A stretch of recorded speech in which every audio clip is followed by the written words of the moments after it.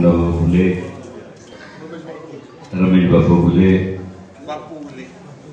बापू, आपण सगळे मान्यवर जे पण बुद्ध विहारामध्ये खरं तर तथागत भगवान बुद्ध आणि भारतरत्न डॉक्टर बाबासाहेब आंबेडकरांना अभिवादन करत असताना येत्या निवडणुकीमध्ये आपल्या खांद्यावरची जबाबदारी किती मोठी आहे याची सुद्धा आपल्या प्रत्येकाला जाणीव व्हायला हवी. कारण ज्या भारतरत्न डॉक्टर बाबासाहेब आंबेडकरांनी देशाला संविधान दिलं त्या संविधानाच्या वाटेवर चालत असताना आता तुम्ही निवडणूक बघतात. खरं तर लोकसभेची निवडणूक आहे, पण परवा प्रशांतदादा कोणीतरी एक विधान दिलं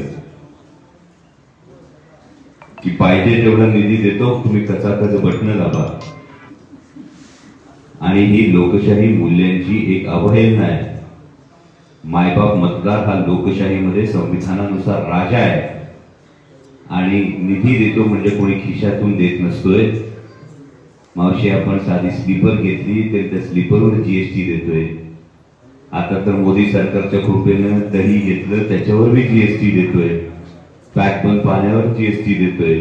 आणि या सगळ्या जीएसटीचा पैसा सरकारकडे जातो, टॅक्सचा पैसा, इन्कम टॅक्स होतो. आपण नोकरीला लागतो, पोरबाळ नोकरीला असली त्या 31 मार्चला इन्कम टॅक्स हे रिटर्न भरायचं हे येते, हा सगळा टॅक्स जातो, त्या टॅक्स मधून निधी येतो.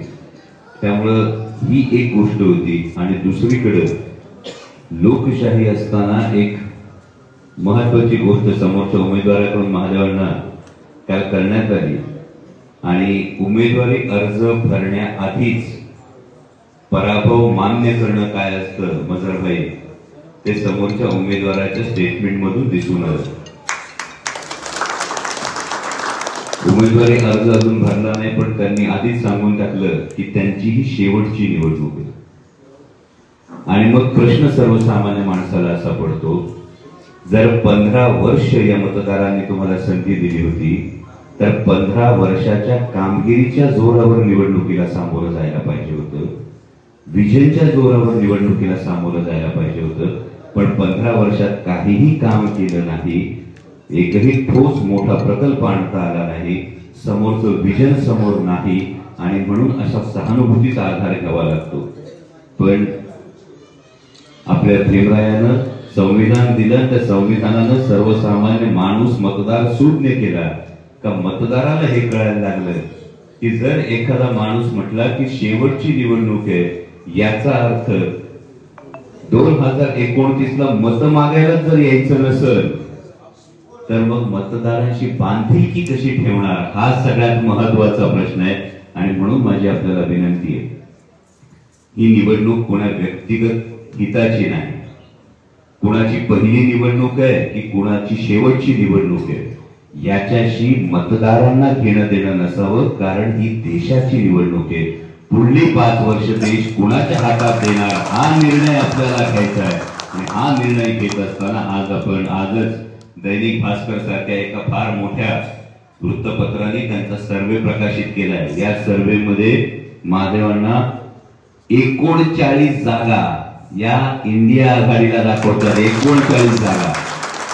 आणि त्या भारतीय जनता पक्षानं महागाई असेल, बेरोजगारी असेल, डाळ कशी आता तो डाळ किती रुपये केले?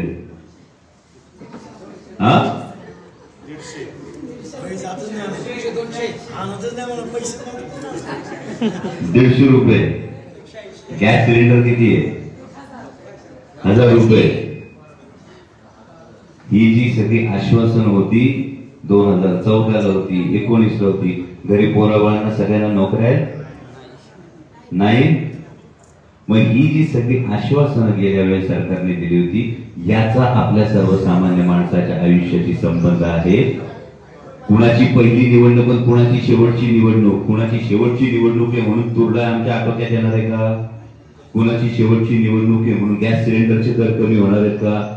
हे जर करायचं असेल तर आपल्याला इंडिया आघाडीचं सरकार हे केंद्रात आणावं लागेल. आणि त्यासाठी आता चिन्ह बदललंय. आता चिन्ह काय? तुतारी वाजवणारा माणूस हे आपलं चिन्ह आहे. आणि तुतारी वाजवणारा माणूस या चिन्हासमोरचं बटन आपण 13 मेला दाबू. फक्त तेवढंच नाही, आपल्या नात्या गोत्यात, सगळ्या सोयऱ्यात, मित्र परिवारात सगळ्यांना सांगा की ही देशाच्या भवितव्याची, महाराष्ट्राच्या स्वाभिमानाची ही लढाई आहे आणि यामध्ये तुतारी वाजवणारा माणूस या चिन्हासमोरचं बटन दाबून आपल्या मतांचा आशीर्वाद